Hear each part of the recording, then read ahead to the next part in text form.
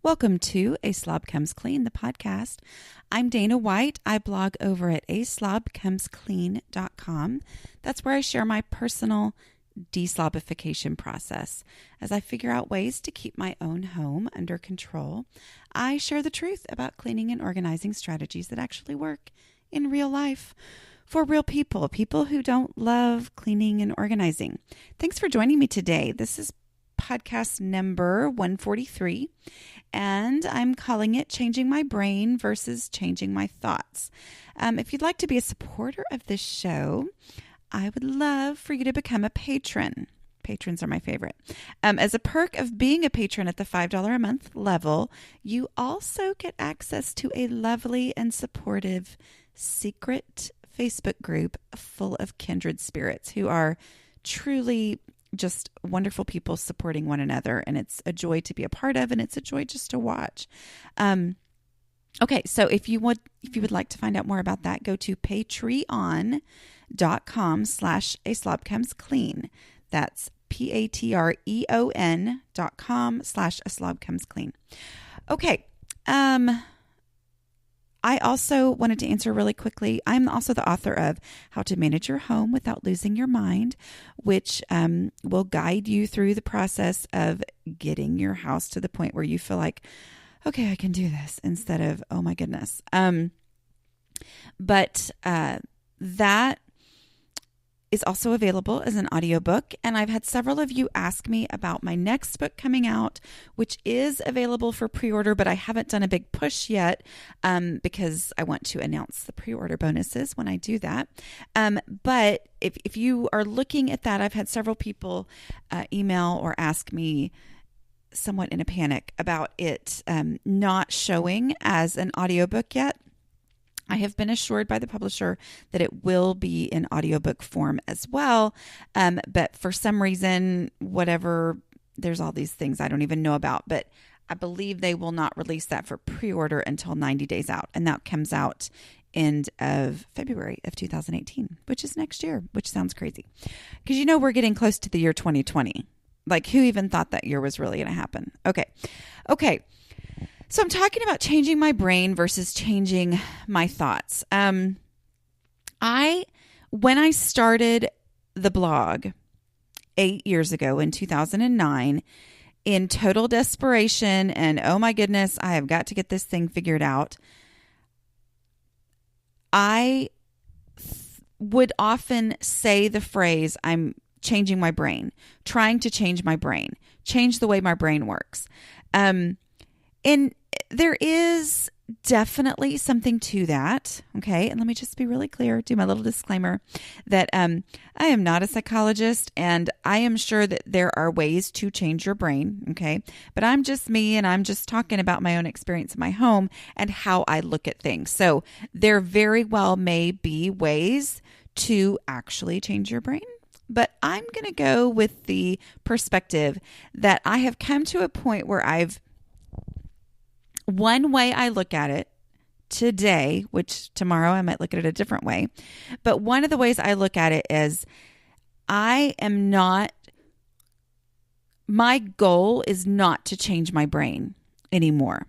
I thought it was in the beginning. I've got to change my brain, but instead changing my thoughts, which kind of sounds like it could be the same thing, but it helps me to look at it as different, okay? When I thought I was going to change my brain, I thought I am going to someday be like those people who just naturally head to the sink after dinner and naturally encourage their entire family to pick up everything and help with the cleanup after dinner. I'm going to someday, my goal is to naturally be that person. I'm going to change my brain. And what I meant by that was it never occurs to me naturally. And back then it never occurred to me. I mean, like once every 90 days, maybe, I would be like, oh my goodness, we need to get things cleaned up right after supper. But the other 89 days, I would be like, okay, guys, we're done with supper. Or, like you have to announce that. But anyway, supper's over and we just go on about our lives, and it never even occurs to me, to do anything about it. So I wanted to be the person that didn't have to consciously think about these things. Part of my actual progress that I have made has been accepting my brain, accepting the fact that this is part of how my brain works. This struggle is directly related to how my brain naturally works, which works very well for me in other areas of life. As far as creativity, you put me on a creative project, I am ridiculously organized and like to the point where some people are a little bit scared of me. But you put me on a play that I'm directing, it's going to be organized. Okay. But you put me on the day-to-day cleaning up of the kitchen, and it's like I've constantly got to rethink it and go, oh, that's right. After supper, we need to do this. Oh, that's right. I need to run my dishwasher. And so it's that I wanted to turn into a different person is what I thought my goal was. I maybe wouldn't have said it that way, but when I was saying change my brain, that's ultimately what I wanted. I wanted to be like those other people. But a big part of making progress was realizing I like my brain. I like who I am. I like my creative side, my project brain, all of that kind of stuff. That is the part of me that makes me feel like me. And so I don't want to change that. But I do want to have a house that's under control. And so that was a big moment for me to go, oh, my creativity is related to my slob side, and it's how my brain works. And that means I don't have to feel like a failure when traditional organizing advice doesn't work for me. I instead just need to find out what does work for my unique personality and my unique brain. Okay. So I look at that as changing my thoughts. Okay. A big part of that has just been understanding the reality of things like dishes math, understanding that I have a project brain, and that thing that makes me good at projects is also what makes cleaning my house difficult, in that I wanted to be able to devote 48 hours to getting my house clean top to bottom, and then be able to stand back and look at it and enjoy what I had done for the next, month until I had another 48 hours. That doesn't work. That does not work at all. And when I say it out loud, I'm like, well, of course it doesn't work, but that's how I acted. That's what I did in my life was, act like that was somehow going to start working at some point in my life, And so understanding was the big part of that, understanding dishes math, understanding that dishes don't take 5 hours the way that I thought they did. They just took 5 hours for me because I let them pile up until we had not a single other dish, which meant that I had to do all this maneuvering to even get through washing the dishes. But if I do them every day so that they all fit in the dishwasher at the end of the day, or if I do them every day so that, we're only doing truly 1 day's worth of dishes, even if I have to hand wash, then it's not that big of a deal. Okay. Then it only takes me 15 minutes. But if I wait 2 days, all of a sudden it's taking me an hour. And then if I wait 3 days, now I'm back to the 5 hours. So, and I could be exaggerating on the 5 hours, but y'all know what I mean if you know and understand my brain issues. So the first step for me was just understanding how it worked, which I only learned through actually doing it. So just going ahead and trying it. And by trying it, I saw and experienced and went, oh, that's how that works. And then understanding it has helped me change my thoughts, meaning it helps me combat my natural inclination to go, yeah, this isn't worth my time. Those few dishes aren't worth my time. Wait, I know for a fact, I have understanding that that's not true. And so then I often have to talk myself into it, but I will go ahead and do what has to be done. Okay. But along with that, Did you guys ever see, I think it's Flowers for Algernon? I don't think I've seen the movie, and if I am completely naming a different play, I am very sorry, but maybe somebody will recognize it. But Flowers for Algernon is, I think it's a short story and it's a play, and I believe there's a movie. But I saw the play once, and it's really very, it's hard, because what it is it takes, and this is I saw this play 20 years ago, recollection. Okay. But I just remember it was really something that made me think a lot. And it was, someone with a very low IQ or something or whatever. And then, a scientist comes in and trains them or does something or gives them medicine. I don't remember, like I said. Basically, they change. And so this deficit that once they believed was their, if only I didn't have this deficit, things would be better. When that deficit was removed and they now had the thing that they always thought they wanted, life was miserable. And because they weren't themselves anymore. And it was a really interesting picture, if I'm remembering it correctly. It was a really interesting picture of how often that thing we think we want, if that was actually the case, like the reality case, not just I want to have everything I like and that too, but instead, if I had that thing, it would usually mean giving up other things that I really do like and the things that they go along with, that go along with that. I feel like I'm being super confusing, but what I'm saying is, if I no longer had my project brain, I would not feel like me. Which ultimately means if I no longer had this struggle, I would not be me. And I like being me. Okay? So it's part of that self-acceptance of realizing this is part of who I am. I'm going to do whatever it takes to change my home and to change how we function. But I still want to maintain me.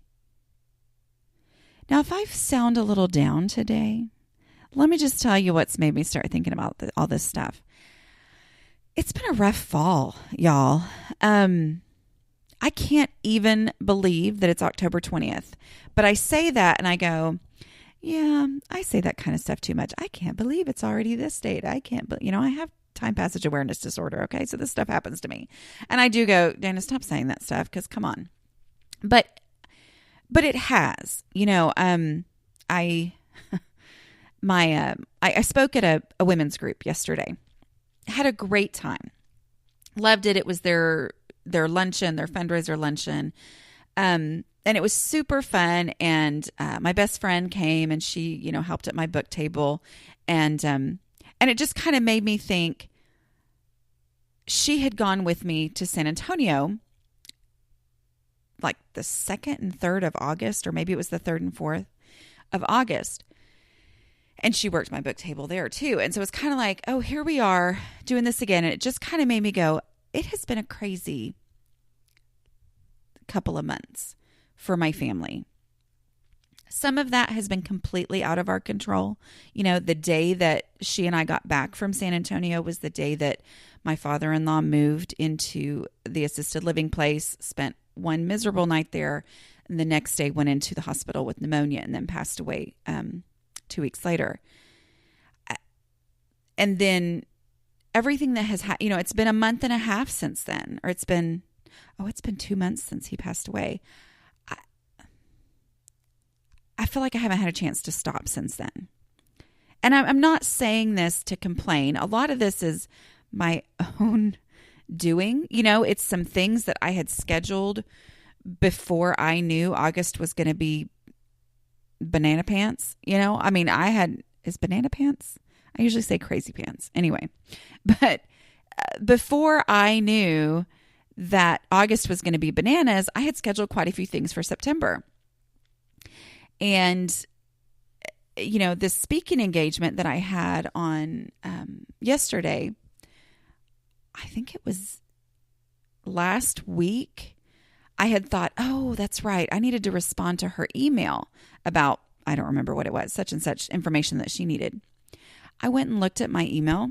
Okay, so this is what, October 10th or something. And I went and looked at my email from her and looked at the date, and it was dated September 2nd. This information that she needed from me, she'd asked for over a month ago, and I had not responded. And let me just be clear. Those are the things that I'm usually organized on. I mean, I'm organized on my speaking engagement kind of stuff, but I've left some people hanging on things over the last month or so because it was crazy pants. I mean, it's just going, and never having time to just decompress from August has resulted in even the areas where I'm normally organized falling apart. And seeing that in my house, my last several laundry days have lasted all week and have required multiple, I just tested this product out, EnviroCleanse Laundry Enhancer. It's like a smell, whatever, like takes away smell and stuff. Well, I've kind of needed it because I've had several loads that are like, oh yeah, that's right, I never finished that load. And it sat in the washer. And that's something that laundry day generally prevents for me. But I'm on a different level of stress at this point. And even my regular things that I have figured out and that I have put into place are that much harder for me. Does that make sense? And then I've really been struggling with the kitchen. I do almost always run the dishwasher every single day, but I'm not at my ideal optimum time for running it, which puts things all out of whack, as I've talked about so many times. And I have to talk to myself and convince myself, because I look at it and I just go, oh, surely not. Surely I don't have to do that.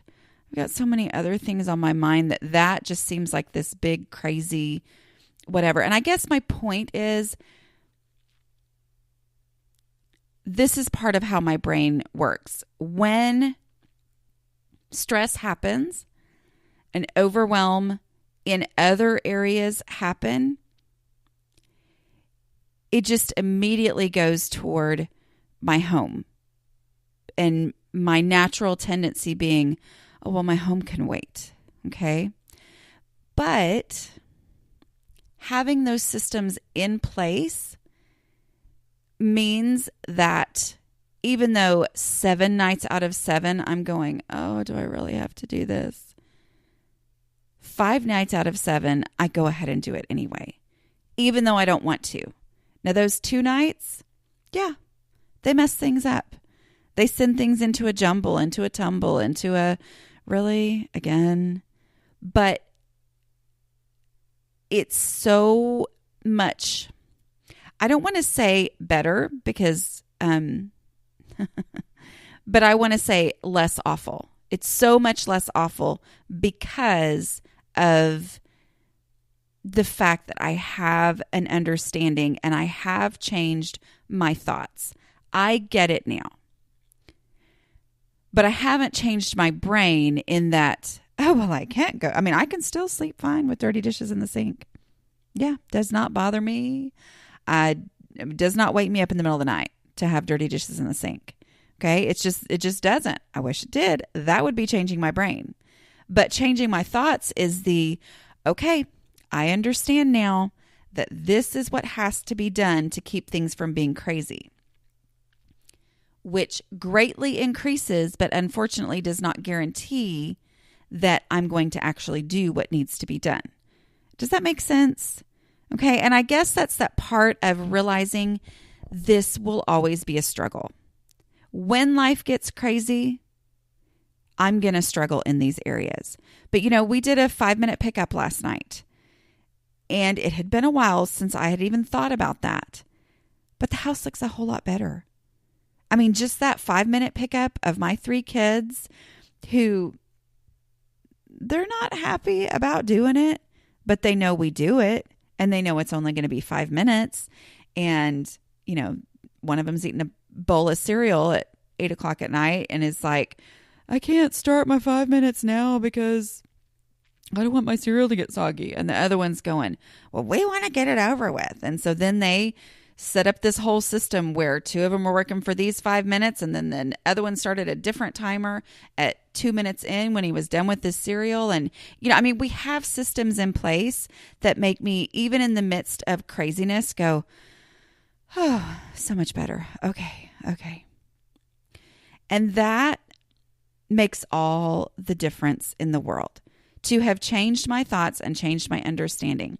I hear about a lot of different things, where people will say calm surroundings equals a calm mind. Calm surroundings equals a calm mind, or whatever. And I'm like, that is true. However, a non-calm mind equals non-calm surroundings for me. When things are going crazy, that's when my surroundings get worse. Okay? Now, the other thing that I've done that means that even when things are crazy, and I think I'm going to, if I don't, y'all remind me and I'll try to do it. But here, I'm going to go ahead and take the picture right now so that I don't forget. I'm sitting in my living room and I'm going to take a picture of what it looks like right now. This is my, while I'm recording this podcast picture. Let me see how this looks. And, okay, so that you guys can see what I'm talking about. And if you've read the blog from the beginning, you'll know this is not that bad considering what things used to be like. Okay, this is my definition of, oh, wow, and it includes lighting for a Facebook Live video I did recently. Anyway, that's still sitting in there. But that right there, as things get crazy, because they're going to get crazy because that's the kind of personality I have, having changed my thoughts greatly increases the likelihood that I will keep going with my habits like laundry. I've had laundry day. Even though I've done it imperfectly, the fact that I have had it means that we are literally 1,000 times better off. I know I'm exaggerating, I'm sure, but we're 1,000 times better off than we were back when, before I had these routines, when life would get crazy, because then we'd be stuck with no clothes to wear. Whereas it is, yes, I got the vast majority of clothes done. But a couple things, so everybody's had clothes. Everybody's had shorts to wear to school. Everybody's had, uniform clothes that were clean, and clean underwear and clean socks and all that kind of stuff. We've had what we needed, even though it's not been perfect. We have not had to go out and buy paper plates. We've had clean dishes. Every day I have not had to hand wash stuff for us to be able to eat dinner. Because even though I am so far from perfect, I am still going with the habits that I know, because of my thoughts and my understanding, are important. But so that increases the chances. But there's another thing I've done that has guaranteed I'm better off than I was back before I started this deslobification process. That is decluttering. Decluttering actually guarantees that I'm going to be better off. How? Well, I don't have as many plates. So we run out of plates a lot sooner, which forces me to do the dishes. I don't have an endless supply of skillets and saucepans like I used to. I used to have multiple cabinets full of skillets and saucepans. I don't have them anymore because the habits that I focused on when that was my focus and I didn't have a bunch of other projects going on, that helped me understand the importance of that, and then which helped me continually do that, allowed me to declutter to the point where we only have I guess technically 3 skillets. I've got one that's really big for like one pot meals. I've got my cast iron skillet, which I use pretty regularly. And then I have one skillet that my husband makes his eggs in. And that's it. And so I can't go very long without doing the dishes. I have to do them because I don't have as much stuff because I've decluttered. But also just getting rid of a lot of things that we maybe use here and there, but just don't actually need. All that decluttering means that even when every single thing in my house is out of place, it still doesn't get as out of control because there's just not as much stuff. And so that in and of itself means that when life gets crazy, it gets less out of control. And the decluttering is beautiful to me because it is a guarantee. Like there is officially, scientifically, less stuff in this house than there was. Mathematically, less stuff in this house. Way less stuff than there used to be. So mathematically, my house cannot get as out of control as it used to be able to get in these times of extreme stress. Okay? Also, I have really been talking to myself a lot lately, which I do anyway. So, which makes me able to do a podcast every week where I'm basically talking to myself. Anyway, as I talk to myself, I completely forgot what I was just going to say. That is how amazing this was. Okay. Let me see if I think of it a little bit later.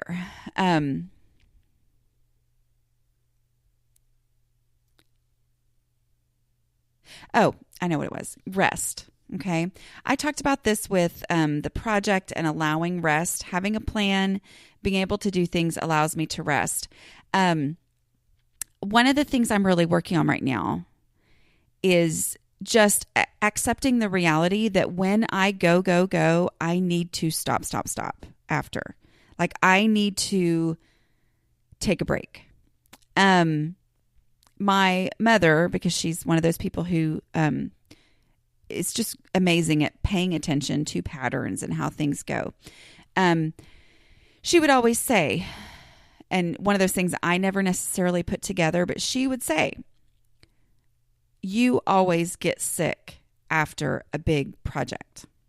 So like when I would be in a play and I would throw myself into it 1,000%, go, get to that finish line. Yay, the finish line is over. And then I would be sick the next week. And she was right. You know, because she pointed out that consistent pattern, I started to notice that when I moved back to the U.S. after being in Thailand for 2 years. There was a stress test that they made us take before, they call it reentry, because it is a legitimately difficult thing to move back to the U.S. Like you would think, and maybe this goes along with some of that other stuff we were talking about, but you would think that, you know, if you live overseas, which I'm sure 20 years later, it's, you know, there's a lot of things available that weren't available when I was there. But, you know, moving back to the U.S. where you have all the choices in the world at the grocery store and all these things that you just didn't have and you learn to live without there, and that you sometimes regretted, oh, there's only one kind of cheese and it's only in one store that's, you know, 30 minutes away or whatever. You know, lamenting that. Well, then coming back to the U.S., there's this huge amount of overwhelm that can happen. Okay. And hold on just a second.